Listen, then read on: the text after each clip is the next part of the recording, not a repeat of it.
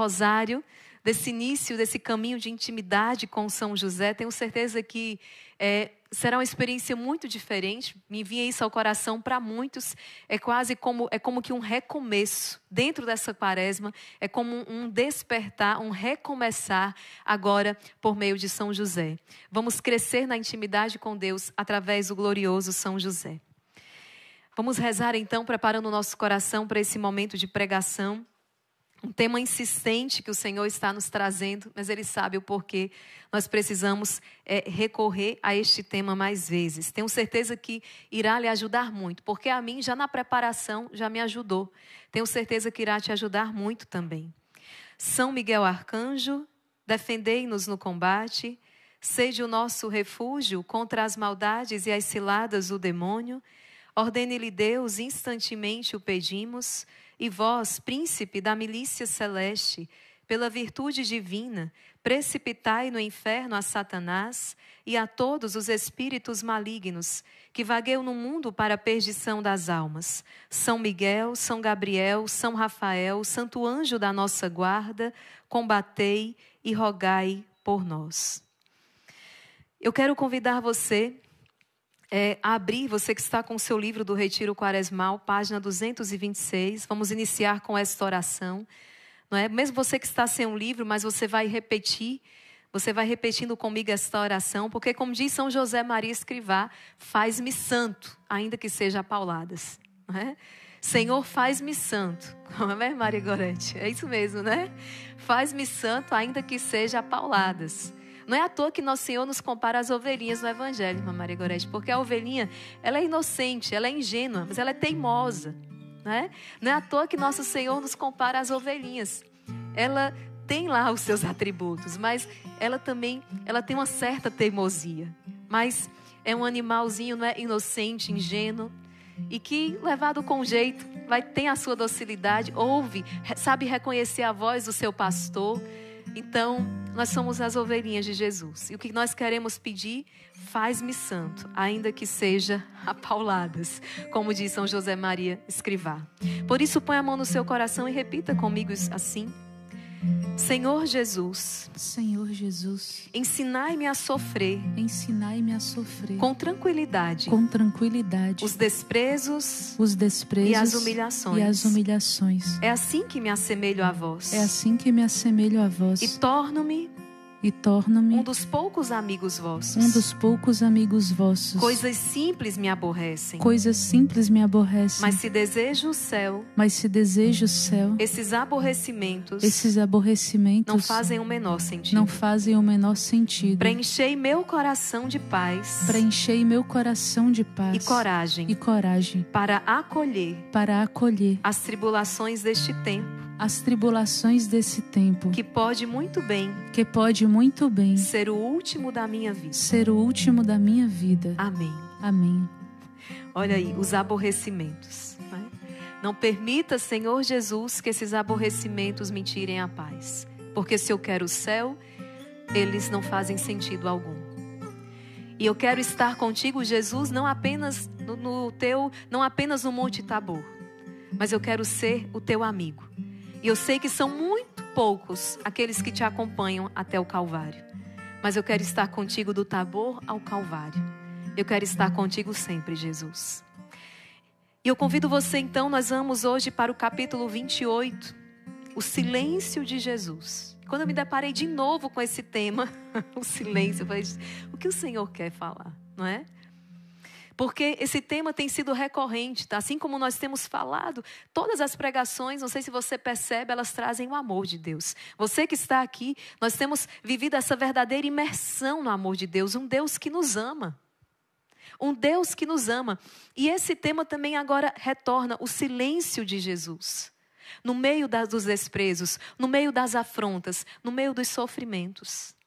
Jesus está pedindo a mim e a você o silêncio, e está nos dando o silêncio como uma verdadeira arma, como uma verdadeira fortaleza. Ele é aquele que o profeta Isaías vai dizer, como um cordeiro que se conduz ao matadouro e uma ovelha muda nas mãos do tosqueador, ele não abriu a boca.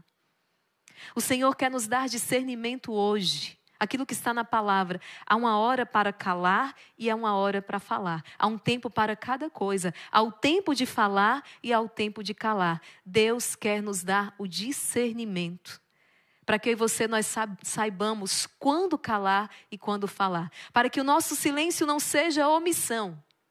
Mas que também as nossas palavras não sejam imprudentes. Nós precisamos ter sabedoria.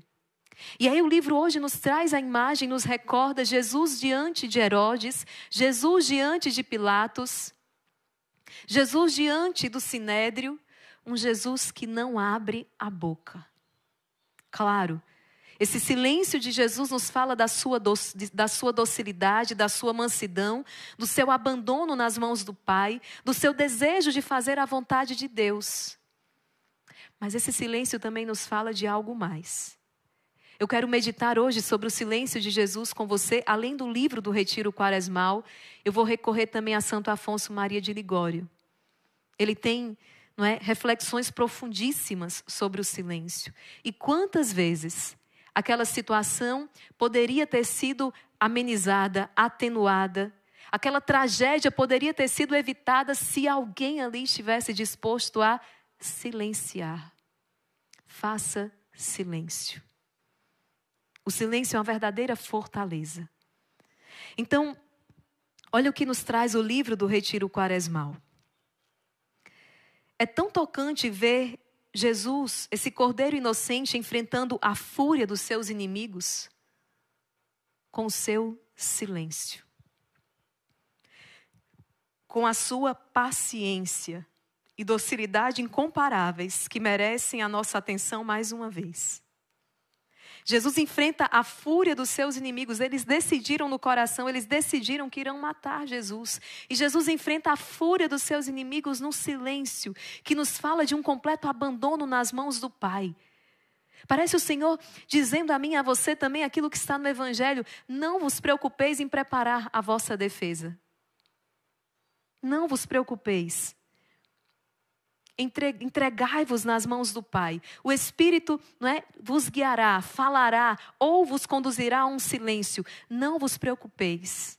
Jesus está no silêncio absoluto. Vamos começar com o julgamento na casa de Caifás. Jesus é acusado de inúmeros crimes diante deste sumo sacerdote, mas permanece em silêncio. Jesus, no entanto, permanece calado, está lá em Mateus 26. Na casa de Herodes, ele é alvo de insultos e desprezo, mas suporta tudo em silêncio. É submetido a uma cruel flagelação, mas suporta em silêncio. Mesmo quando os algozes ultrapassam o número de golpes prescritos pela lei de forma injusta, ele permanece em silêncio. Os soldados, por conta própria e movidos apenas por sua brutalidade, talvez, tecem uma coroa de espinhos longos, afiados, espancam o Senhor, cospem nele e ele permanece em silêncio. Ordenam que carregue uma cruz pesada e desigual, mas ele obedece em silêncio, sem protesto, não reclama. Mesmo quando cai sob o peso da cruz, se levanta da melhor forma e continua em silêncio. Ele cumpre a vontade, ele cumpre o plano salvífico do Pai. Veja, meus irmãos, Jesus falou tantas vezes. Jesus falou tantas vezes, ele exortou a tantos.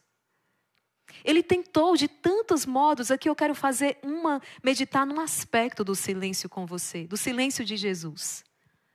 Porque quantas vezes ele exortou os escribas, os fariseus, os mestres da lei, os pecadores, lembra? Ai de vós, escribas e mestres da lei, ai de vós, hipócritas. Semana passada mesmo, Jesus entrou no templo, fez um chicote e começou a destruir aquelas bancas. Vocês fizeram da casa do meu pai uma casa de comércio, ela é uma casa de oração. Jesus falou, Jesus exortou. Jesus foi do manso e humilde cordeiro até o enérgico Salvador que buscou de todas as maneiras tirar aqueles corações da letargia, tirar aqueles corações do endurecimento em que eles se encontravam, mas eles não quiseram ouvir. Eles não quiseram ouvir. Jesus então silencia, porque não adianta mais falar. Diante do ímpio, diante do coração obstinado no erro, não adianta falar. Jesus vai dizer a uma certa altura, não atirei pérolas aos porcos. Tem situações em que não adianta falar. Tem situações em que a nossa única resposta precisa e deve ser o silêncio. Jesus já falou, Jesus já exortou, mas os corações estão fechados. Chegou a hora então de Jesus silenciar. Ele está ali diante. Roberto Tanus fazia essa meditação belíssima. Herodes está ali diante do verdadeiro rei, está diante de Jesus. Ele tem curiosidade, ele quer ver Jesus, mas ele não quer ver Jesus como Zaqueu que sobe numa árvore, porque deseja viver este encontro.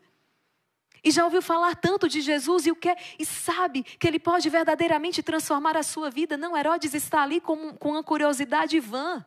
Ele quer ver sinais, ele quer ver prodígios, mas ele não quer a conversão.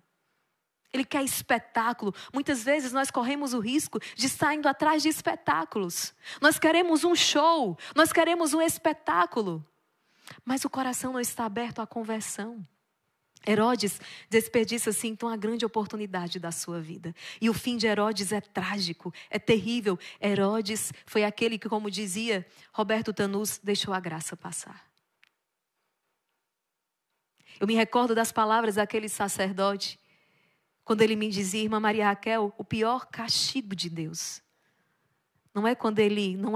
Nós vamos lá no Antigo Testamento, né? Sobrevém sobre o povo peste, sobrevém sobre o povo a fome, são entregues nas mãos dos inimigos, tantas coisas. O pior castigo de Deus não é esse, o pior é quando o pior é o abandono de Deus. Como aquele pai que fez tudo, mas aquele povo está impenitente, eles não querem. Quanto mais tempo eles têm, mais multiplicam-se os seus pecados. Porque o tempo que Deus dá para a conversão, também quantos que usam esse tempo para se perder. Então Jesus se cala. Se cala diante de Herodes, se cala diante dos sumos sacerdotes, Jesus se cala. E veja, Santo Afonso, ele nos ajuda nesse ponto, numa meditação, que eu acho importante trazer aqui e partilhar com você. Quando ele diz, deixa eu ver se eu encontro aqui, ele vai dizer o seguinte: não há maior castigo do que Deus fingir que não vê a iniquidade. Permite que os pecadores prosperem, amontoem pecados sobre pecados. É sinal que Deus os reserva para os entregar à sua justiça na vida eterna. Desgraçados os pecadores que prosperam nesta vida. Tal misericórdia é mais terrível do que qualquer castigo. Deus espera o pecador a fim de que ele se corrija. Mas quando vê, porém, que o tempo que lhe é dado para chorar os pecados só serve para os multiplicar, esse mesmo tempo será chamado a depor contra ele. Isso é, o tempo concedido e as misericórdias recebidas, as graças recebidas, servirão para fazer castigar o pecador com mais rigor. Ou seja, vai ser um testemunho contra ele. Porque com todas as graças que foram dadas, com todas as chamadas, os profetas enviados, Jerusalém, Jerusalém, tu não quiseste abraçar a conversão. Tu serás destruída. Porque não vos abriste a graça, não reconheceste o tempo em que foste visitada. Olha isso aqui como é forte. Medicamos a Babilônia e ela não sarou, deixemo-la. Interessante que o Salmo 72, em algumas traduções o 73, nos fala sobre o mistério da prosperidade dos ímpios. Isso é algo que muitas vezes, volta e meia eu sou questionada. Duas coisas. Irmã Maria Raquel, para que rezar? Se as coisas vão acontecer da maneira como já está estabelecido. Foi uma pergunta que fizeram semana passada com aquela pregação, quando eu falei daquilo que está lá em Evangelho segundo São Mateus. Se eu não me engano, no capítulo 24, 25, ali no finalzinho, quando fala dos últimos acontecimentos. Tudo aquilo que se dará. E o Senhor finaliza dizendo, quando acontecer tudo isso, e Ele anuncia coisas terríveis, mas ele diz: levantai a vossa cabeça e alegrai-vos, porque a vossa redenção se aproxima. E algumas pessoas nos comentários da pregação diziam: para que rezar então, se vai acontecer mesmo? E é interessante que nós ainda não nos demos conta por que nós rezamos. Por que Jesus está rezando no horto das oliveiras? Ele diz: porque o espírito está pronto, mas a carne é fraca. E nos consola muito ver, contemplar Jesus no horto das oliveiras, porque experimentando a nossa humanidade, ele chega a dizer ao Pai: se possível, afaste de mim este cálice. Jesus também faz o pedido: afaste de mim este cálice, se for possível. Mas depois ele retoma e ele diz: contudo, seja feita a tua vontade e não a minha. A oração, nós vamos à oração para nos fortalecer, para que Deus então nos fortaleça. Nós não vamos à oração necessariamente para que aquela dificuldade saia do nosso caminho. Pode ser que Deus até tire aquela dificuldade, pode ser. As profecias de Nossa Senhora, por exemplo, elas são, não é? Eu não tenho certeza para dizer em sua totalidade, mas pelo menos das que eu conheço, são condicionais. Como em Fátima: se não rezarem, se não se converterem, se não fizerem penitência, virá uma guerra ainda pior. Veio. Como aqui no Brasil, em Simbres: se não rezarem, se não se converterem, se não fizerem penitência, poderá então vir uma guerra. Então, a oração ela pode atenuar esses acontecimentos, ela pode até chegar a evitar alguns acontecimentos. Outros acontecerão de toda maneira, mas a oração ela te fortalece. Quantos testemunhos eu recebo aqui no Exército de São Miguel de pessoas que dizem assim: irmã Maria Raquel, Deus é tão maravilhoso. Eu comecei a rezar com o Exército de São Miguel, então fui sendo catequizada, fui sendo fortalecida, fui descobrindo a força que brota da oração.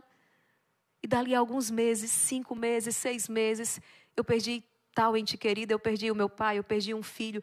E consegue olhar e dizer: Deus me preparou por meio da oração para isso aqui. E a visão que eu tenho sobre o acontecimento é outro.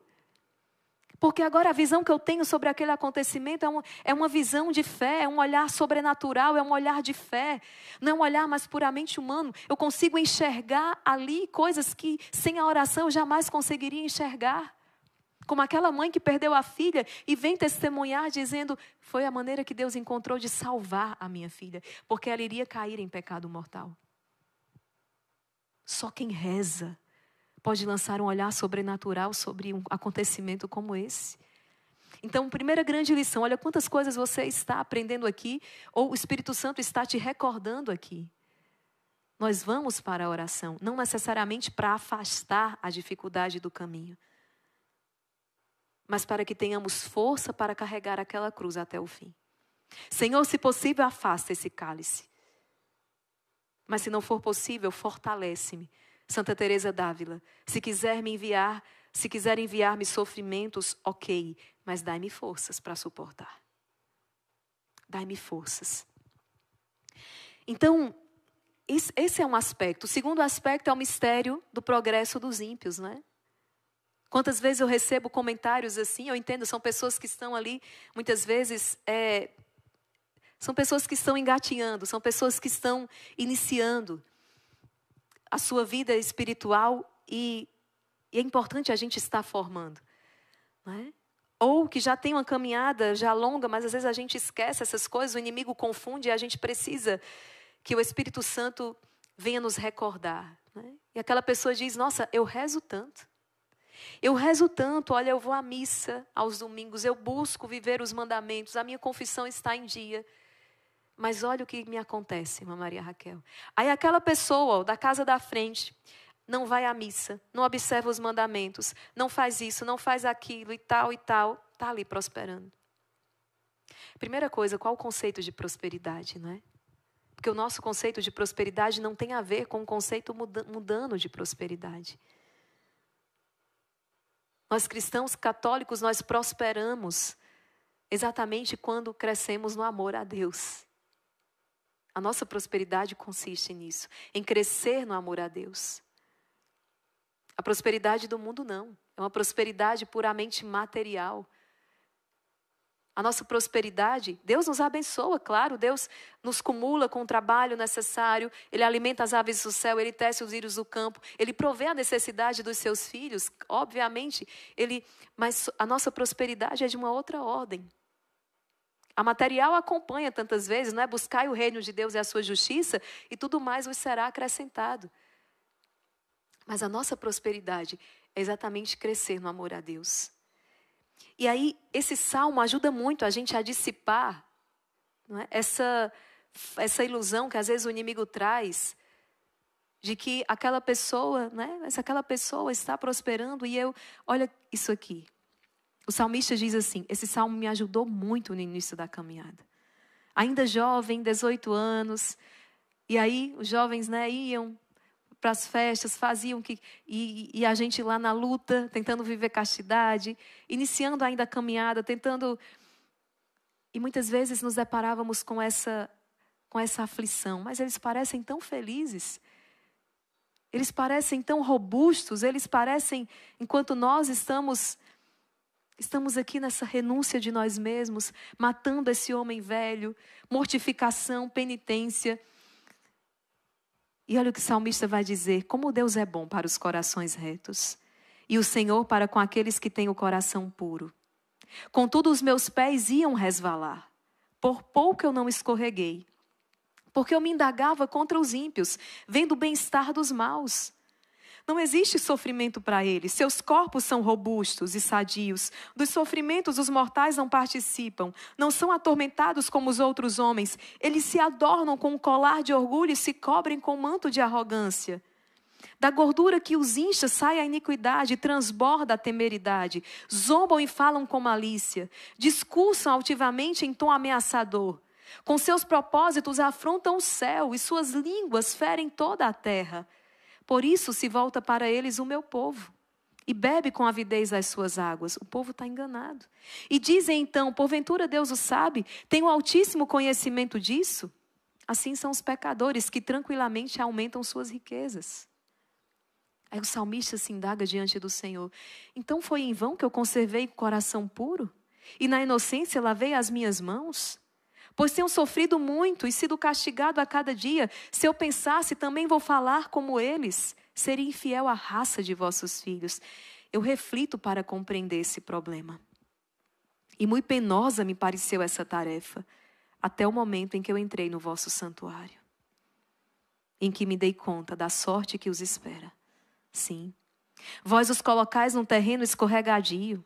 A ruína vós os conduzis. Eis que subitamente se arruinaram, sumiram, destruídos por catástrofe medonha. Como de um sonho ao se despertar, Senhor, levantando-vos, desprezais a sombra deles. Quando eu me exasperava e se me atormentava o coração, eu ignorava, não entendia, como um animal qualquer. Mas eu estarei sempre convosco, porque vós me tomastes pela mão. Vossos desígnios me conduzirão e por fim na glória me acolhereis. Afora vós o que há para mim no céu. Se vos possuo, nada mais me atrai na terra. Meu coração e minha carne podem já desfalecer. A rocha do meu coração e minha herança eterna é Deus. Olha que bonito isso aqui. Esse homem, ele está confuso diante da prosperidade dos ímpios. Ele está confuso. Está sofrendo. Mas quando ele entra no santuário do Senhor, ele se dá conta. Ele se dá conta de qual é a paga, qual é a recompensa dele. Ele se dá conta de qual é a delícia e a alegria do coração dele, é estar com Deus. Como eu acho belíssimas aquelas passagens que diz, eu prefiro estar no limiar da casa do Senhor do que habitar na mansão dos pecadores. Eu prefiro estar no limiar da casa do Senhor ali, sabe, no batentinho, na calçada, do que habitar na mansão dos pecadores. Se o justo me bate é um favor, porém jamais o perfume dos ímpios será usado na minha cabeça. O meu quinhão, a minha herança é Deus. E ele finaliza.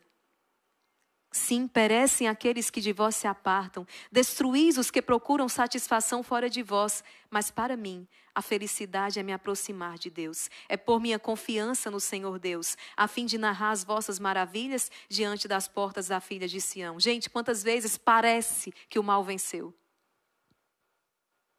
Eu escutava ontem um sacerdote, ele dizia, comentando, né, quando Pio IX foi decretar São José o patrono, o padroeiro da Igreja Universal, e já dizia, quando tantas vezes parece que o mal venceu, os ímpios pensam, né, que já venceram, que prevaleceram sobre a igreja.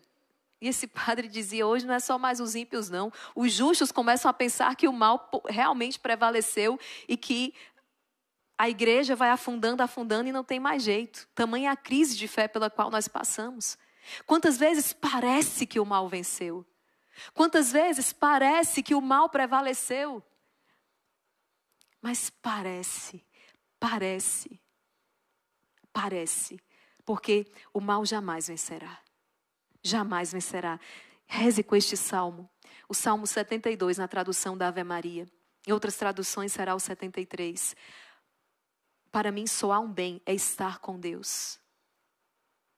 Então aqui parece que o mal venceu. Jesus está caminhando para o seu Calvário. O Calvário do Senhor começou. Parece que o mal venceu. Os apóstolos, os discípulos estão vendo Jesus calado. Jesus não dá uma palavra. Salva-te a ti mesmo, diz aqueles homens que passam diante do Calvário do Senhor. Desce da cruz. Se é verdade que tu és o Filho de Deus. Jesus não responde aquelas blasfêmias. Jesus não responde aqueles insultos. Eu e você também diante do ímpio. Nós devemos guardar o silêncio. Ponde, Senhor, um guarda à porta dos meus lábios. A minha defesa é Deus. Outro dia um missionário veio aqui nos visitar e ele dizia, Irmã Maria Raquel, sofri uma perseguição terrível, calúnia, difamação. Fui chamado por minha autoridade e ele perguntou-me, você não vai dizer nada? E ele disse, não vou dizer nada. Porque o Senhor me disse que eu me mantivesse em silêncio. E ele saiu, foi punido, foi penitenciado, cumpriu a punição, cobriu a penitência, passados mais de 2 anos depois. Aquela pessoa procurou, todo aquele mal entendido foi desfeito, mas para ele foi uma prova. E ele conta isso não com amargura, não com injustiça, não. Ele percebe que aquilo foi necessário para o ministério dele. Que aquilo foi necessário para o amadurecimento dele. Que passar por aquela prova e permanecer obediente no meio daquela prova foi necessário para o ministério dele. Foi aquilo que provou a autenticidade do seu ministério. Que deu força, unção e impulso ao seu ministério.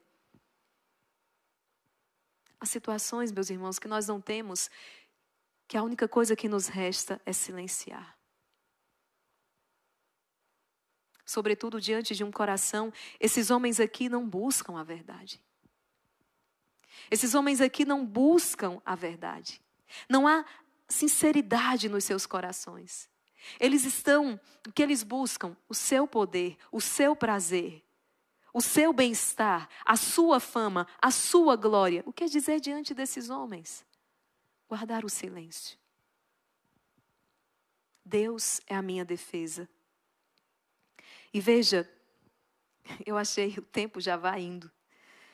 E eu quero adentrar com vocês, então, na meditação exatamente sobre o silêncio de Santo Afonso Maria de Ligório.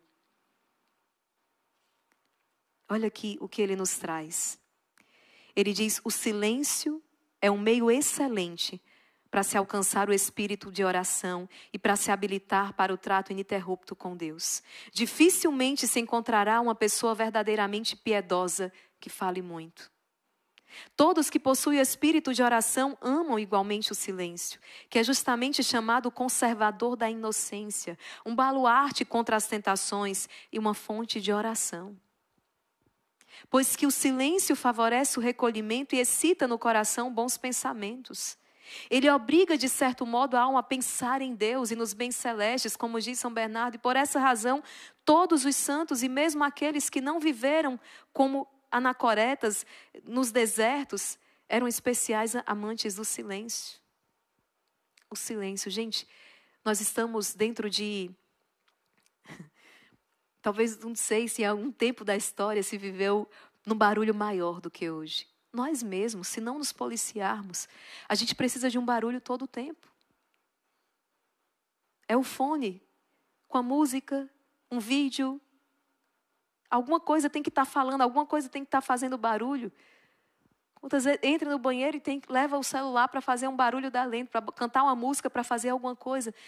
Mas o silêncio ele é necessário para que a alma não se perturbe demasiadamente, para que a alma possa encontrar quietude. O silêncio é necessário. E a gente evita o silêncio tantas vezes porque o silêncio nos leva ao encontro com Deus e ao encontro conosco, com as nossas misérias. Nós temos a graça de vivermos os nossos retiros, né? E retiros são esse tempo maior de silêncio, onde ficamos mais recolhidos. Quando eu era leiga, eu não entendia. Quando eu queria ir no mosteiro, no convento, aí falavam para mim, né? Ia as Clarissas. Não, nessa semana não, porque a gente está de retiro. Eu dizia, como é que esse povo faz retiro? Se já vive de retiro. Como é que um mosteiro faz retiro se esse povo já vive retirado? Hoje, conhecendo a vida a partir de dentro, a vida no mosteiro, sabemos o quanto de trabalho, né? O quanto de trabalho e o quanto se faz do nascer ao pôr do sol, né? Se respira trabalho e oração, oração e trabalho, são muitas atividades, muitas atividades. Enquanto eu estou aqui, tem a irmã que está preparando o café da manhã, tem a irmã que está na portaria, tem um irmão que está, né, realizando determinada atividade, tem aqueles que estão agora no coro e não para. Então nós temos o tempo dentro na nossa vida, que sim, é uma vida retirada do mundo, temos períodos de retiros, onde guardamos ali o estrito silêncio. E como é um tempo fecundo, gente. E como é um tempo fecundo. Porque o primeiro mandamento é esse, não é? Ouve, Israel. Ouve.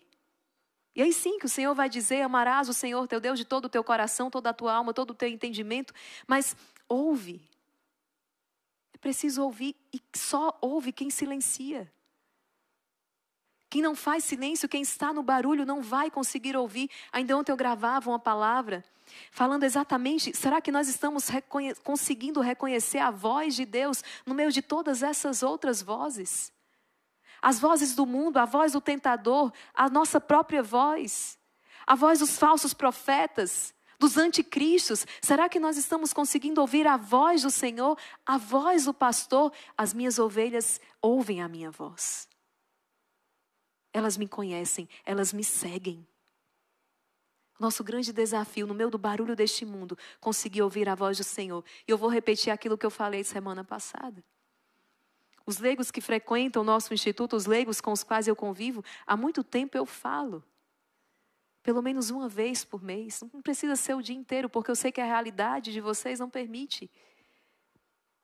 Trabalho fora e dentro de casa, família, várias obrigações, pelo menos uma vez por mês. Ainda que seja assim um turno da manhã. Vem para a missa e fica um tempo, um fragmento. Mas reserve esse momento para viver um silêncio. Tem pessoas que não vão conseguir nem fazer isso por causa das demandas. Paciência. Não é? Paciência, chegará o tempo. Mas muitas vezes cabe sim, cabe ali uma vez por mês, um turno, uma manhã, uma tarde, cabe cultivar o silêncio, adentrar numa capela, adentrar no santuário, sem o celular. Levar a Sagrada Escritura, levar a palavra de Deus, levar um livro de leitura espiritual. E estamos tão desacostumados com o silêncio que muitas vezes numa adoração silenciosa, as pessoas voltam e perguntam, Maria Raquel, o que é que eu faço na adoração silenciosa? Eu não sei o que dizer. Eu não sei o que fazer. Eu não sei o que falar para o Senhor. Fala nada não. Faz silêncio e escuta. Outro dia viralizou um vídeo de um menininho, até está no nosso Instagram, né, na nossa página. A mãe saiu e ele estava correndo de um lado e para o outro. E a mãe disse, filho, o que você está fazendo? Ele disse, estou brincando com Deus. E a mãe se aproximou e disse, vem mãe, vem brincar com Deus também. Ele quer brincar com a gente. E a mãe chegou ali e ele falou, olha, está escutando o que Deus está dizendo? Para escutar Deus, você tem que fazer assim, ó. E a mãe fez. Escutou, mãe? Escutou o que ele disse? E a mãe, o que, filho? Ele quer apostar corrida com a gente. A inocência, a simplicidade. Esse vídeo viralizou. Não deixa de ser uma chamada de Deus para a nossa sociedade, para nós hoje. Deus quer falar. Mas Ele só vai falar se tiver quem ouça. Esses homens aqui que mencionávamos, eles não querem ouvir o Senhor. E por isso Deus vai permanecer em silêncio. Deus está entregando-os a eles mesmos. Mas Deus quer falar e Ele vai falar se tiver quem ouça. Ele vai falar. Fala, Senhor, o teu servo escuta. Fala, Senhor, que o teu servo escuta. E é preciso para isso silenciar. O profeta Isaías vai dizer: o silêncio cultivará na alma a justiça. De um lado, ele nos preserva de muitos pecados, removendo a ocasião de difamações, rancor, curiosidade, e de outro nos auxilia a adquirir virtudes. Como não se pratica admiravelmente a humildade quando se ouve modestamente e se guarda o silêncio, enquanto os outros falam? Mas o muito falar, pelo contrário, traz consigo muitos danos. Como se conserva a devoção pelo silêncio, assim também se perde pelo muito falar. Por mais que se seja recolhido durante a oração, se depois não se vencer no falar, está-se-á logo distraído como se não tivesse feito oração alguma. Abrindo-se a tampa de um estufa, o que acontece? O calor se evapora em curto prazo. Abra a tampa da estufa e o calor se evapora em curto prazo. Então, também não adianta você fazer um momento de silêncio e depois sair tagarelando. Ele diz, não. É preciso vencer-se. No muito falar não faltará pecado, nos diz a Escritura. Uma pessoa que fala muito com os homens, olha isso aqui. Uma pessoa que fala muito com os homens, pouco se entretém com Deus. E que Deus, por sua parte, pouco fala com ela. Porque quando Deus quer falar, está lá em Oséias 2,14. Eu a conduzirei à solidão e lhe falarei ao coração. Eu lhe conduzirei à solidão para lhe falar ao coração. Deus precisa estar a sós conosco. É claro que Deus fala de tantas maneiras. Mas em muitos momentos da nossa vida, Deus precisa exatamente dessa solidão e silêncio, para que possamos, atentos, ouvir e obedecer à sua voz. Eu citava Provérbios 10:19, no muito falar não faltará pecado. Então veja, quem guarda a sua boca, guarda a sua alma. Provérbios 13. E São Tiago ainda vai dizer, capítulo 3, versículo 2, quem não peca por palavra é um homem perfeito. Há tempo para se calar e tempo para falar, nos diz a Escritura. E nota São Gregório de Nissa, gente, que interessante, olha, que se fala primeiramente em tempo de se calar. Há tempo para se calar. Porque pelo silêncio é que se aprende a arte de falar bem. Você quer falar bem? Aprenda a silenciar. Calar. Se eu quero falar bem, eu preciso aprender a silenciar. Quando, pois, se deverá calar e quando deverá falar um cristão que deseja santificar-se? Quando eu devo falar e quando eu devo calar? Ele deve calar-se quando não for necessário falar. E deve falar quando a necessidade ou a caridade o exigir. Às vezes o silêncio pode se transformar também numa omissão. Não é? Quando existe uma necessidade, quando a caridade o exigir, é preciso falar. Como, por exemplo, um pai, uma mãe que forma, que educa aquele filho. Ele precisa falar. O filho precisa entender o que está errado, o que é certo. Uma autoridade também constituída, ela precisa falar. Ela precisa dizer para onde os seus devem caminhar. É preciso falar, é preciso exortar, é preciso corrigir, é preciso ensinar. Então, falar quando é necessário. E São João Crisóstomo estabelece a seguinte regra. Olha isso aqui, gente. Eu fiquei tão impressionada quando me deparei essa frase, é frase de santo. Só fale quando o seu falar for mais proveitoso que o seu calar-se. Só fale quando as suas palavras forem mais proveitosas do que o seu silêncio. Do contrário, não fale. Olha o que São João Crisóstomo está nos dizendo. Só fale quando as suas palavras forem mais proveitosas do que o seu silêncio. E não são proveitosas para você necessariamente, mas sobretudo para o irmão. Aquilo vai construir, aquilo vai destruir. Só fale quando as suas palavras forem mais proveitosas do que o seu silêncio. Santo Arsênio confessou que se arrependeu muitas vezes de ter falado, mas nunca se arrependeu de ter guardado o silêncio. Santo Efrem aconselha a cada cristão: fala muito com Deus e pouco com os homens. E não é um silêncio sisudo, não é um silêncio fechado, não, mas é um silêncio que transmite paz e serenidade. É o silêncio de quem é feliz caminhando com Deus. É um silêncio de quem, junto com Deus, está ali então no domínio das suas paixões. É um silêncio livre de quem experimenta a liberdade. Se não puderes empregar para o Senhor mais tempo, consagra-lhe ao menos os curtos instantes que te estão à disposição e procura cortar toda conversação inútil sob qualquer oportuno pretexto. Gente, nós vamos prestar conta de cada palavra vã que nós pronunciamos. Olha como isso é forte. A gente para pouco para pensar nisso. Nós vamos prestar conta de cada palavra. E o que falar, por exemplo, da murmuração? Quando se fala muito, facilmente se cai na murmuração, que é um louvor a Satanás. Se alguma vez em tua presença se pronunciar alguma palavra indecente, foge. Foge sem demora, abaixa os olhos, não dê resposta, ou então dirige a conversa para outro assunto. Conversas mundanas deves procurar cortá-las quanto antes. Santa Francisca Romana recebeu certa vez uma bofetada do seu anjo da guarda, porque ela não deu outra direção à conversa de algumas senhoras que falam sobre coisas fúteis. Não era nem coisa impura não, gente. Era coisas vãs, eram coisas fúteis. Santa Francisca Romana ela tinha um relacionamento muito íntimo com seu anjo da guarda, de conversar, de ver. Então, ela levou uma bofetada do seu anjo da guarda, porque não deu outra direção a uma conversa fútil. Imagina isso. Senhor, põe um guarda à porta dos meus lábios. De cada palavra nós vamos prestar conta. Para não faltares neste ponto, deves mortificar a tua curiosidade. Quem quiser refrear sua língua deve tapar os ouvidos, reprimindo o desejo de saber novidades.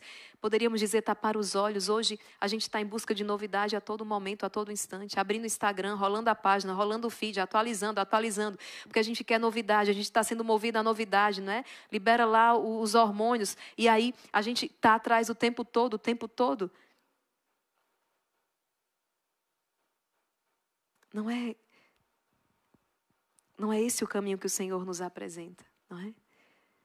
Se estiveres obrigada a falar a uma cristã, pondera bem primeiramente o que queres dizer.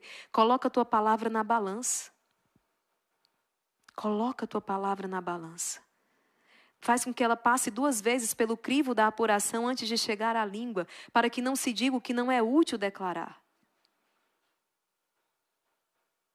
São Francisco de Sales diz: para não se faltar na conversa, se deveria ter a boca como que abotoada, para que se pudesse refletir enquanto se desabotoasse no que se vai falar. E aí ele nos traz aqui, gente, quatro orientações. Antes de falar, nós devemos ponderar 4 coisas. Eu quero partilhar aqui com vocês 4 coisas que a gente deve ponderar antes de falar. Não sei se você já passou por aquela experiência, sabe? Né? Vê até que às vezes a gente chama antigamente a DR, né? Vamos discutir a relação. Só que meu irmão, minha irmã foi pior. Antes a gente não tivesse falado, era nada, né? Quantas vezes a gente vai para uma conversa, numa empresa, no escritório, numa comunidade, ou seja, dentro de um relacionamento conjugal, de um namoro, uma amizade. Não, vamos conversar para que a gente possa se entender. E qual o resultado? Foi pior. Melhor que a gente não tivesse falado nada, porque a gente foi trocando farpas ali. A gente precisa saber o momento, saber a hora. Às vezes é melhor, não é hora ainda, não adianta. Não vamos falar agora, porque nós vamos nos machucar ainda mais. Não vamos conversar agora. Claro, o perdão ele tem que ser dado imediatamente. Os que o sol não se ponha sobre o vosso ressentimento. Mas a gente precisa saber a hora de falar e como falar. Olha, antes de falar, deves, pois, ponderar o que queres dizer. Se, por exemplo, com isso não ofendes a caridade, a modéstia ou qualquer outro mandamento de Deus, primeira coisa, o que queres dizer? O que queres dizer? Segunda coisa, com que intenção falas? Algumas vezes se diz alguma coisa boa, mas com má intenção, para se parecer virtuoso ou então espirituoso. Com que intenção falas?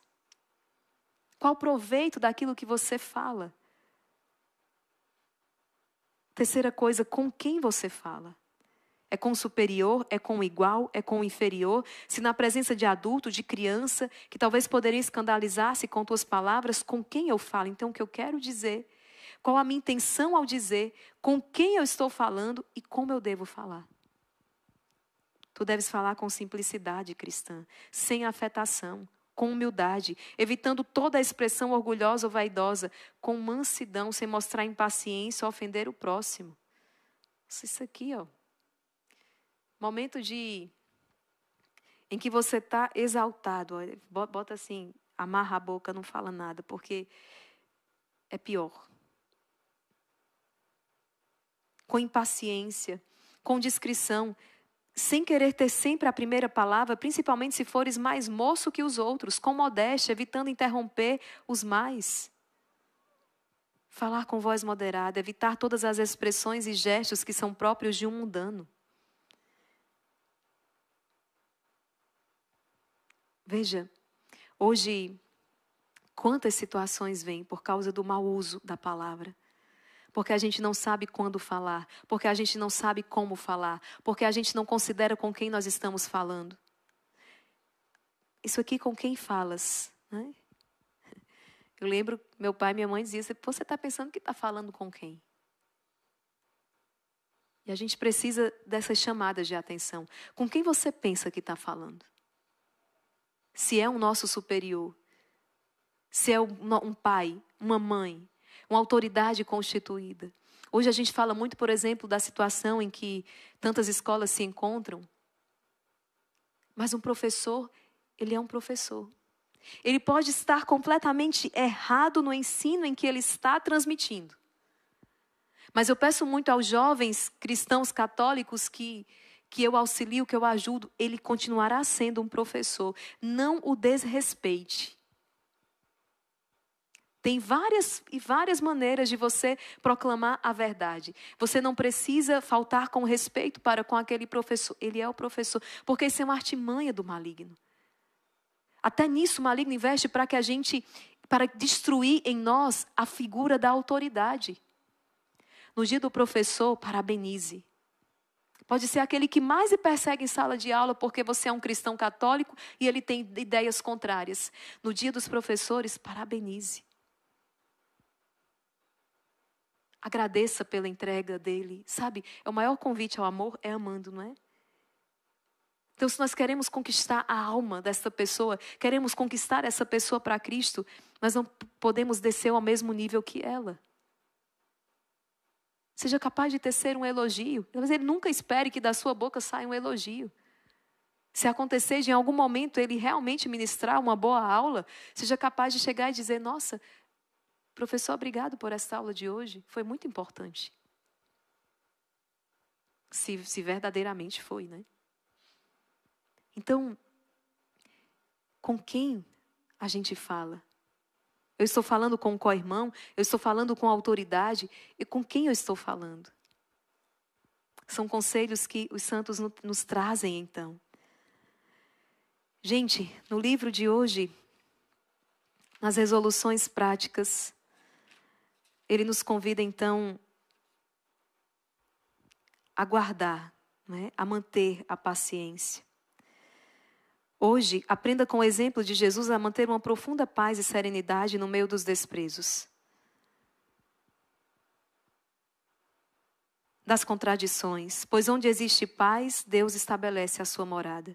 Se deseja que ele permaneça consigo, não permita que a perturbação entre na sua alma.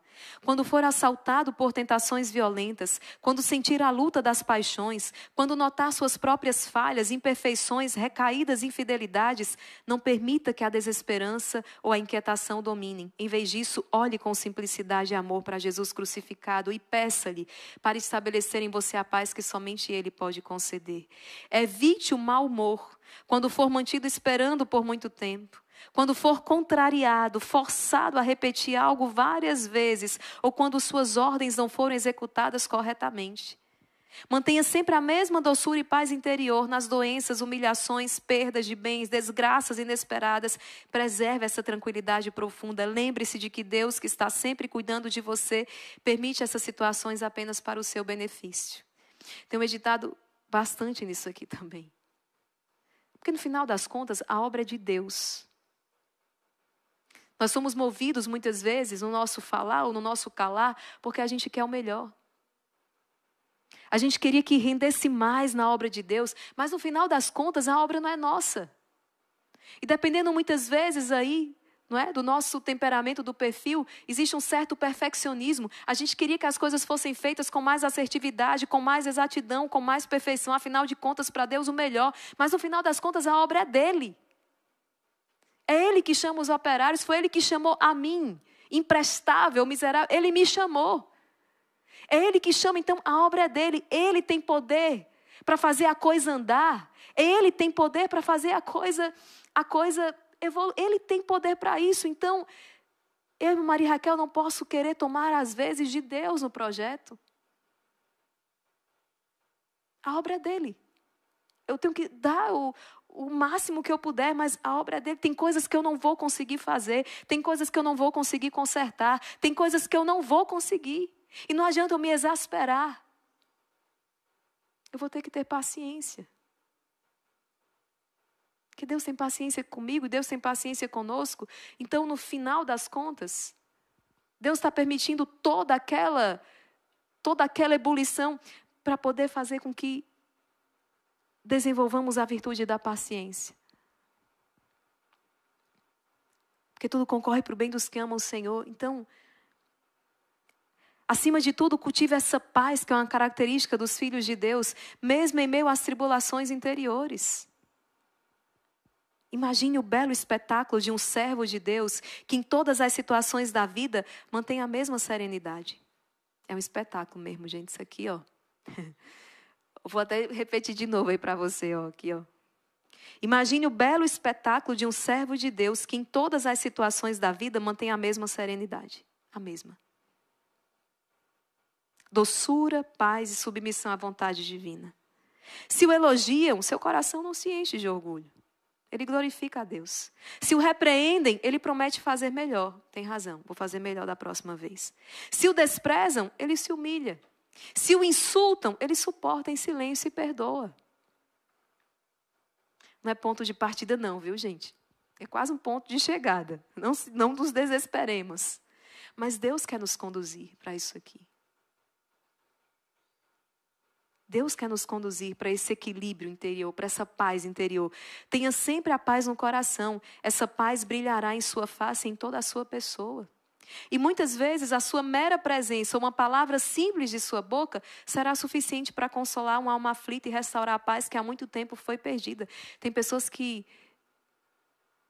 parece, não sei, a gente olha assim, parece que a pessoa tem um dom especial, mas na verdade, as pessoas que nos transmitem paz.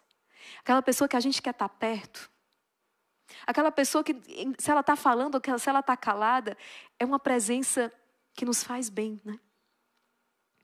É disso aqui, pessoas que a paz brilha na face em toda a sua pessoa e a sua mera presença é suficiente para consolar, para restaurar a paz no coração do outro. A mera presença.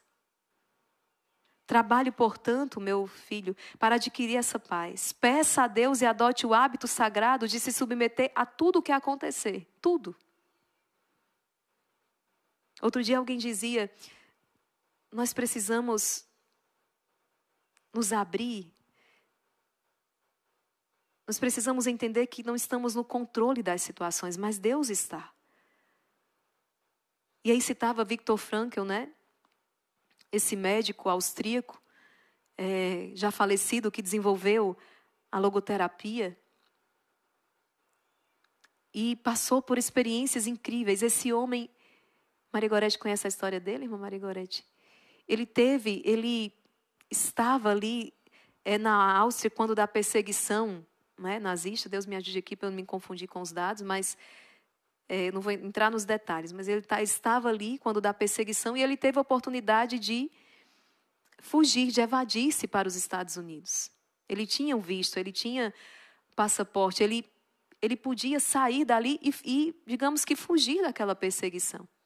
Porque ele era judeu, tinha a origem dele, ele era de família, ele era judeu por origem. Então, só que ele estava indeciso, ele estava sem saber o que ele faria, porque os pais dele já eram idosos.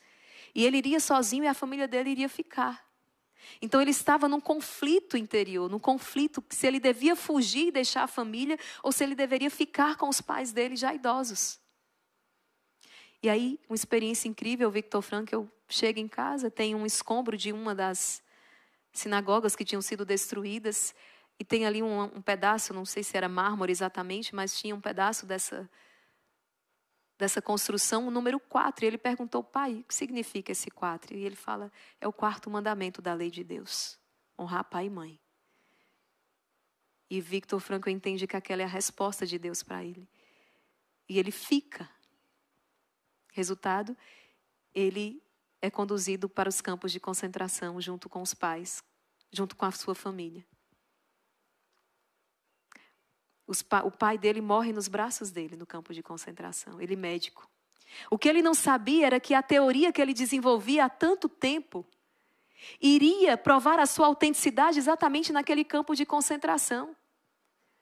A logoterapia, a terapia com enfoque no sentido, por que aquelas pessoas submetidas aos mesmos maus tratos, por que aquelas pessoas submetidas às mesmas condições subhumanas, umas desistiam da vida e outras saíam fortalecidas? Qual a diferença dessas pessoas? Elas estão submetidas às mesmas condições, subhumanas, maus tratos, mas algumas desistem de viver. Elas iam voluntariamente e seguravam os fios de energia e desistiam da vida, quando outras se fortaleciam ainda mais. E ele pôde ali viver aquilo que ele havia desenvolvido em teoria, porque ele foi um desses. Exercendo ali dentro a sua profissão, a sua atividade como médico, salvando vidas. Certa vez ele teve a oportunidade de fugir, mas um dos seus pacientes ali olhou para ele e disse, você também vai embora? Você também vai nos abandonar? E mais uma vez ele é chamado à consciência e ele fica. O dever. Né? Ele faz aquilo que ele tinha que fazer. Né? Aquelas 3 perguntas, eu quero fazer, eu posso fazer, eu devo fazer. Então aqui o dever, o cumprir a sua missão. E quando todos olhavam para aquilo e diziam, nossa, por que ele não foi embora? Por que ele não aproveitou a oportunidade única de ir embora? Se ele tivesse ido embora, a sua teoria não tinha se desenvolvido a tal ponto. Ele não tinha se tornado quem ele se tornou. Ele não tinha o testemunho que ele tem. Ele não tinha a autenticidade que ele tem. Ele não teria a força, podemos dizer, que aquele homem teve após provar dentro daquele campo de concentração. Que realmente o que o ser humano precisa é encontrar um sentido. Não é o prazer, não é o poder, mas é o sentido. O sentido na vida. Para que ele existe? Para que ele está ali? Quando ele encontra um sentido, então ele é capaz de suportar todas as dificuldades. Olha isso. Então, é o que o Senhor está pedindo hoje. Trabalhe, portanto, para adquirir essa paz. Peça a Deus e adote o hábito sagrado de se submeter a tudo o que acontecer, dizendo, Deus quer ou permite. Isso faz parte dos vossos desígnios. Bendito seja o vosso santo nome. Em todas as situações dizer, Deus quer ou permite. E isso faz parte dos vossos desígnios. Bendito seja o nome do Senhor. É Deus que está permitindo essa dificuldade. É Deus que está permitindo essa tribulação. Deus está permitindo. Bendito seja o nome do Senhor. Ele te quer forte. Ele te quer virtuoso. Né? Ele quer te ver crescido, robusto na vida espiritual. Então, bendito seja Deus pelas experiências que temos vivido. Bendito seja Deus por essa quaresma. Veja quantos que estão perseverando. E é bonito ver, eu sei que estão lutando porque eu estou também. Vai passando os dias, já se passaram mais de 20 dias, a gente sente. Mas por uma força sobrenatural, por uma graça de Deus, a gente se levanta. E Senhor, levanta-me mais um dia. Senhor, levanta-me nesta madrugada. E o quanto através dessa mortificação, através dessa penitência, era justo. Era lícito que dormíssemos mais algumas horas. Era justo, era lícito. E poderíamos até dizer necessário. Mas quantos, por causa dessa penitência quaresmal, não vai durar a vida toda? Aguenta firme, são 40 dias. Por causa dessa mortificação, por causa dessa penitência, estão fortalecendo o seu espírito, estão fortalecendo a sua alma, para não caírem mais em determinadas tentações, para não caírem mais em determinadas situações que antes caíam porque estão se fortalecendo no Senhor. Bendito seja Deus por isso. Então hoje, nesta pregação, o Senhor vem mais uma vez recordar a mim e a você, e não é por acaso, de que nós precisamos aprender a silenciar. Há um tempo de calar e há o tempo de falar. Que possamos falar e silenciar com sabedoria, com discernimento. É muito propício trazermos esse tema no início da novena em honra a São José. Um homem silencioso. Um homem que conversava então com Deus. Nossa Senhora, a Virgem do Silêncio. Não lhe chama a atenção que talvez aqueles que são mais proeminentes, digamos assim, na história da salvação, porque conviveram de maneira tão direta, cuidaram de Jesus, alimentaram, protegeram. É um homem e uma mulher que praticamente não se ouve ao longo das páginas do Evangelho. Eles estão quase que todo o tempo em silêncio.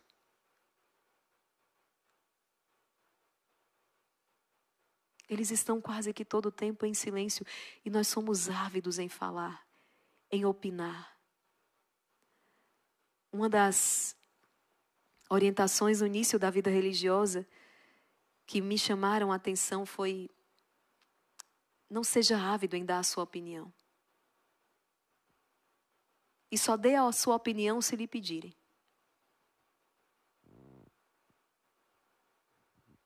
A gente quer expor um parecer sobre todas as coisas, né? O que eu acho, a minha opinião. Nem sempre importa. Nem sempre deve ser falada. Muito menos querer que concordem com ela. Jesus ficou calado diante do desprezo desses homens.